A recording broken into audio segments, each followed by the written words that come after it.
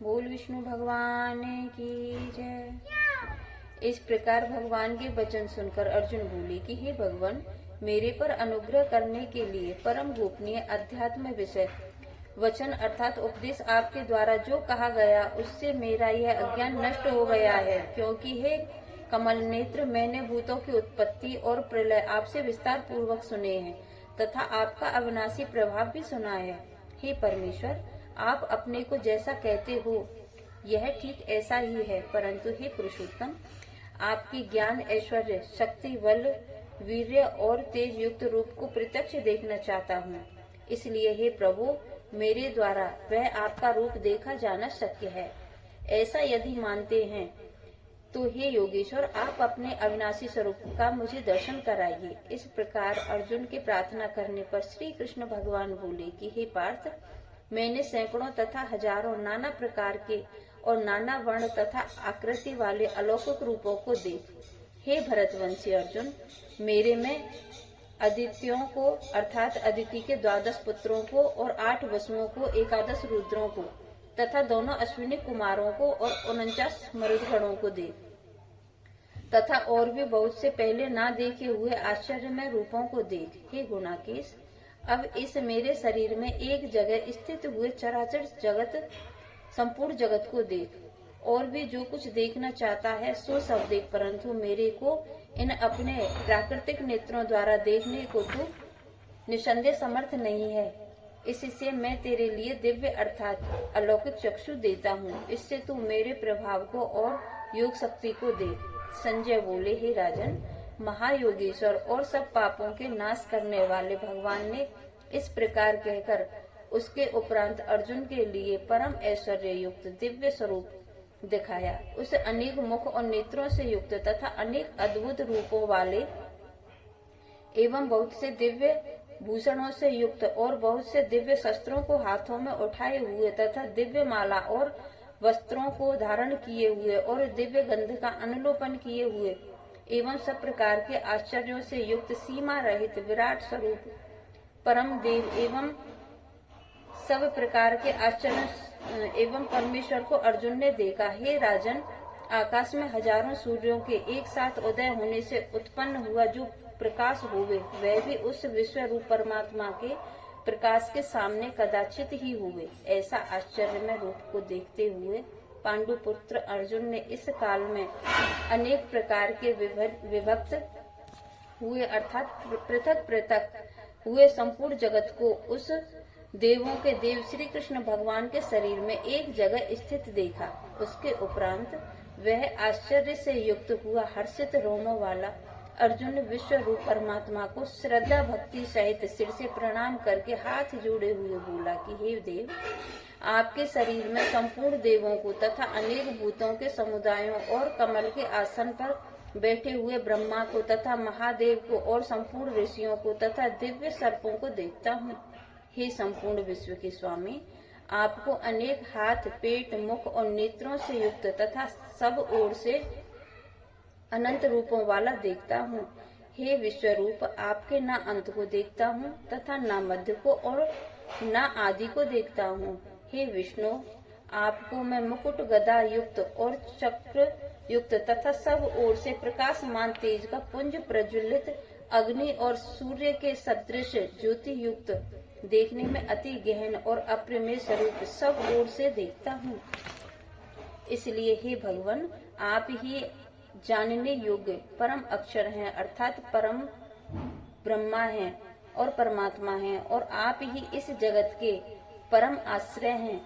आप ही अनादि धर्म के रक्षक हैं और आप ही अविनाशी सनातन पुरुष हैं, ऐसा मेरा मत है। हे परमेश्वर, मैं आपको आदि, अंत और मध्य से रहित तथा अंत समर्थि से युक्त और अनंत हाथों वाला तथा सूर्य चंद्र नेत्रों वाला और प्रज्वलित अग्नि रूप मुख वाला तथा अपने तेज से इस जगत को तपायमान करता हुआ देखता हूँ। हे महात्मन, यह स्वर्ग और पृथ्वी के बीच संपूर्ण आकाश तथा सब दिशाएं एक आपसे ही परिपूर्ण हैं तथा आपके इस अलौकिक और भयंकर रूप को देखकर तीनों लोग अति व्यथा को प्राप्त हो रहे हैं। हे गोविंद, वे सब देवताओं के समूह आप में ही प्रवेश करते हैं और एक भयभीत होकर हाथ जोड़े हुआ आपके नाम और गुणों का उच्चारण करते हैं। इस प्रकार महर्षि और सिद्धों के समुदाय कल्याण हुए ऐसा कहकर उत्तम उत्तम स्तोत्रों द्वारा आपकी स्तुति करते हैं। हे परमेश्वर, जो 11 रुद्र और 12 आदित्य तथा 8 वसु और साध्यगण, विश्वदेव तथा अश्विनी कुमार और मरुदगण और पितरों का समुदाय तथा गंधर्व, यक्ष, राक्षस और सिद्धगणों के समुदाय हैं, वे सभी विस्मत हुए आपको देखते हैं। हे महाबाहो, आपके बहुत मुख और नेत्रों तथा हाथ, जंघा और पैरों वाले और बहुत उदरों वाले तथा बहुत सी विकराल दाढ़ों वाले महान रूपों को देखकर वह सब लोग व्याकुल हो रहे हैं तथा मैं भी व्याकुल हो रहा हूँ, क्योंकि हे विष्णु, आकाश के साथ स्पर्श किए हुए देदीप्यमान अनेक रूपों से युक्त तथा फैलाए हुए मुख और प्रकाशमान विशाल नेत्रों से युक्त आपको देखकर भयभीत अंतःकरण में धीरज और शांति को नहीं प्राप्त हो रहा हूँ। हे भगवान, आपके विकराल दाढ़ों और प्रलयकाली अग्नि के समान प्रज्वलित मुखों को देखकर दिशाओं को नहीं जानता हूँ और सुख को भी नहीं प्राप्त हो रहा हूँ। इसलिए हे देव, हे देवेश, हे जगन्यवास, आप प्रसन्न होवे।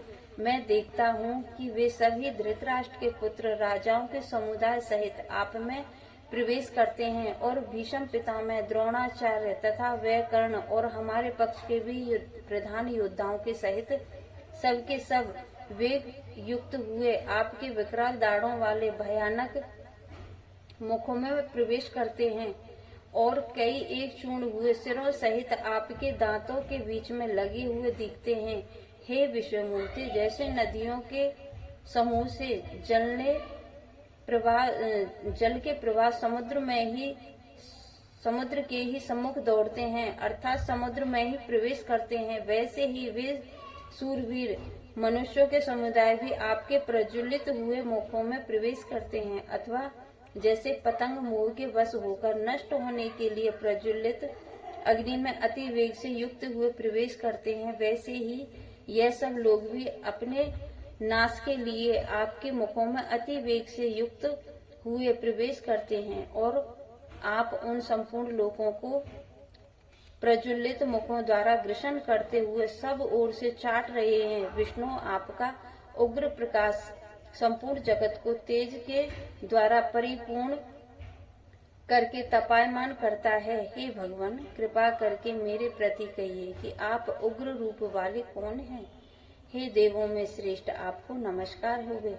आप प्रसन्न होइए। आदि स्वरूप आपको मैं तत्व से जानना चाहता हूँ, क्योंकि आपकी प्रवृत्ति मैं नहीं जानता। इस प्रकार अर्जुन के पूछने पर श्री कृष्ण भगवान बोले कि हे अर्जुन, मैं लोगों का नाश करने वाला बड़ा हुआ महाकाल हूँ। इस समय इस लोगों को नष्ट करने के लिए प्रवृत्त हुआ हूँ। इसलिए जो प्रतिपक्षियों की सेना में स्थित हुए योद्धा लोग हैं, वे सब तेरे बिना भी नहीं रहेंगे, अर्थात ये सब के सब मारे जाएंगे। अर्थात तेरे युद्ध न करने पर भी इन सब का नाश हो जाएगा। इससे तू खड़ा हो और यश को प्राप्त कर तथा शत्रुओं को जीतकर धन्य धान्य संपन्न राज्य को भोग। और यह सब सूरवीर पहले से ही मेरे द्वारा मारे गए हैं। हे सव्यसाचिन, तू तो केवल निमित्त मात्र ही हो जा तथा इन द्रोणाचार्य और भीष्म पितामह तथा जयद्रथ और कर्ण तथा और भी बहुत से मेरे द्वारा मारे हुए सूरवीर योद्धाओं को तू मार और भय मत कर। निसंदेह तू युद्ध में वैरियों को जीतेगा, इसलिए तू युद्ध कर। इसके उपरांत संजय बोले कि हे राजन, केशव भगवान के इन वचनों को सुनकर मुकुटधारी अर्जुन हाथ जोड़े हुए कांपता हुआ नमस्कार करके फिर भी भयभीत हुआ प्रणाम करके भगवान श्री कृष्ण के प्रति गदगद वाणी से बोला कि हे अंतर्यामी, यह योग ही है कि जो आपके नाम और प्रभाव के कीर्तन से जगत अति हर्षित होता है और अनुराग को भी प्राप्त होता है तथा भयभीत हुए राक्षस लोग दिशाओं में भागते हैं और सब सिद्ध गणों के समुदाय नमस्कार करते हैं। हे महात्मन, हमारे ब्रह्मा के भी आदिकर्ता और सबसे बड़े आपके लिए वे कैसे नमस्कार नहीं करें, जो कि हे अनंत, हे देवेश, हे जगन्निवास, जो सत असत और उनसे परे अक्षर अर्थात सच्चिदानंद घन ब्रह्मा हैं, वह आप ही हैं। हे प्रभु, आप आदि देव और सनातन पुरुष हैं। आप इस जगत के परम आश्रय और जानने वाले अर्थात जानने योग्य हैं, परम धाम हैं। हे अनंत रूप, आपके यह सब जगत व्याप्त अर्थात परिपूर्ण है। हे हरे, आप वायु, यमराज, अग्नि, वरुण, चंद्रमा तथा प्रजा के स्वामी ब्रह्मा और ब्रह्मा के भी पिता हैं। आपके लिए हजारों बार नमस्कार नमस्कार हुए, आपके लिए फिर भी बार बार नमस्कार नमस्कार होवे। हे अनंत समर्थ वाले, आपके लिए आगे से और पीछे से भी नमस्कार होवे। सर्वात्मन, आपके लिए सब ओर से ही नमस्कार होवे, क्योंकि अनंत प्रकाश पराक्रमशाली आप सब संसार को व्याप्त किए हुए हैं, इससे आप ही सर्वस्वरूप हैं।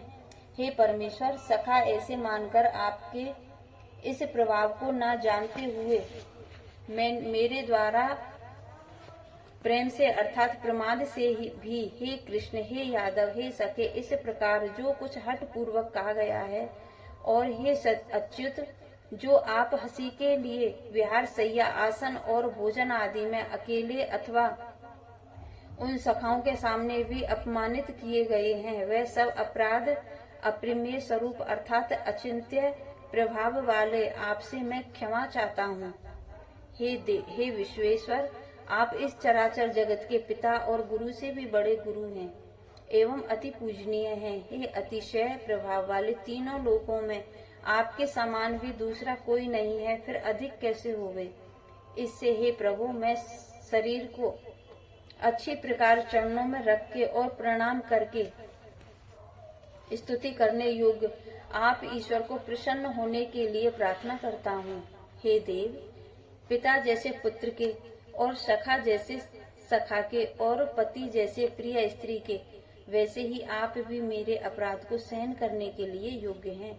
हे विश्वमूर्ति, मैंने पहले ना देखे हुए आश्चर्य में आपके इस रूप को देखकर हर्षित हो रहा हूँ और मेरा मन भय से अति व्याकुल भी हो रहा है।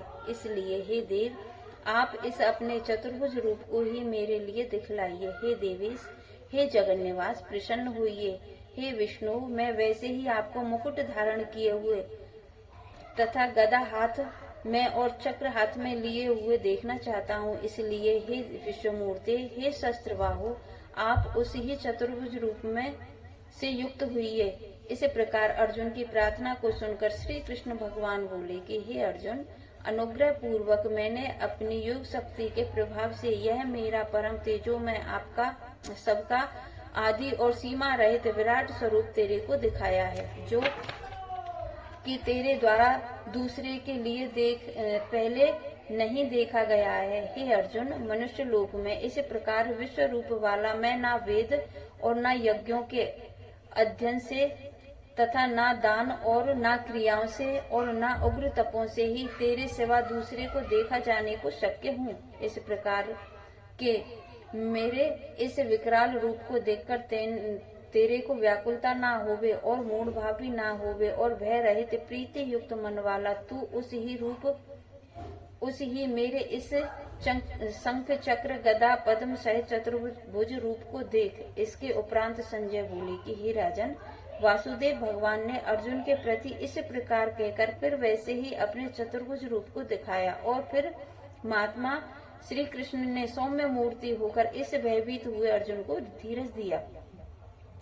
उसके उपरांत संजय अर्जुन बोले कि हे जनार्दन, आपके इस अति शांत स्वरूप को देखकर अब मैं शांत चित्त हुआ, अपने स्वभाव को प्राप्त हो रहा हूँ। इस प्रकार अर्जुन के वचनों को सुनकर श्री कृष्ण भगवान बोले कि हे अर्जुन, मेरा यह चतुर्भुज रूप देखने को अति दुर्लभ है कि जिसको तुमने देखा है, क्योंकि देवता भी सदा इस रूप के दर्शन करने की इच्छा वाले हैं।